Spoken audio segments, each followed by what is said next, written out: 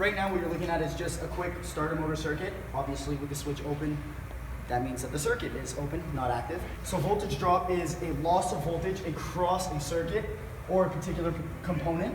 You could have a ground side voltage drop or a power side voltage drop or a component voltage drop, which would technically be called available voltage. So say you have 12 volts coming from a source passing through here. If you lose 7 volts here, and then you lose 3 volts on your ground side, well, your available voltage would be 2 volts left over for the component to actually absorb. Now, Nathan's gonna come up and he's gonna explain to you what each voltage drop is. You start point from your power source in vehicles would be your positive battery terminal, and then you measure up to your load, which in this case is the starter motor. So you go, you use your leads, and you measure voltage here. The circuit has to be closed for you to actually measure it, so we close it here. So in this case, would be turning the ignition switch Yes. and testing the V drop before the component? Yes. Awesome, thank you. So, and then afterwards, just so that you can get your total voltage drop, is that you measure on your ground side of your circuit, which is after the load, and to a ground, which is chassis ground, or if you absolutely want, negative battery terminal.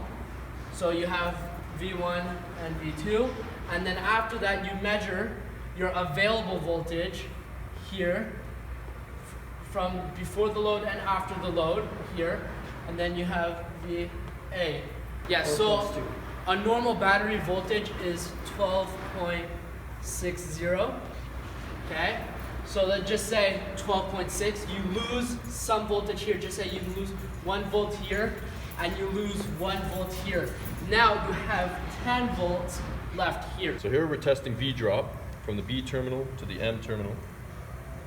And from there, you're going to have the B terminal will connect to the signal.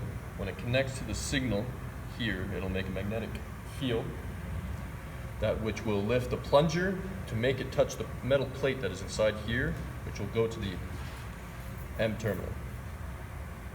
And then we'll power the starter. And we'll go demonstrate that on the car. The first thing we're going to do is we're going to check the voltage at our battery before even starting our voltage drop test.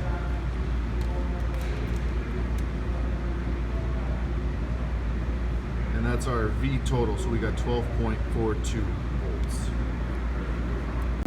So now I'm extending to where the prongs of the leads would be touching, but I don't want to stick my arm down there, so I'm using alligator clips to hook onto the power and ground side of the motor. The reason he doesn't want to stick his hands down there, guys, if you can see, there's a fan there that's pretty close to the starter motor, which is sitting down under here.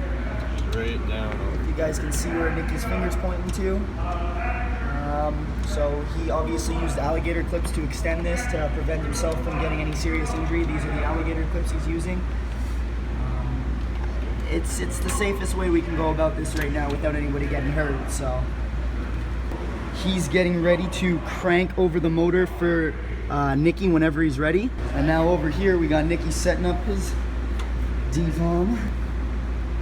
Now if you look at the DVOM,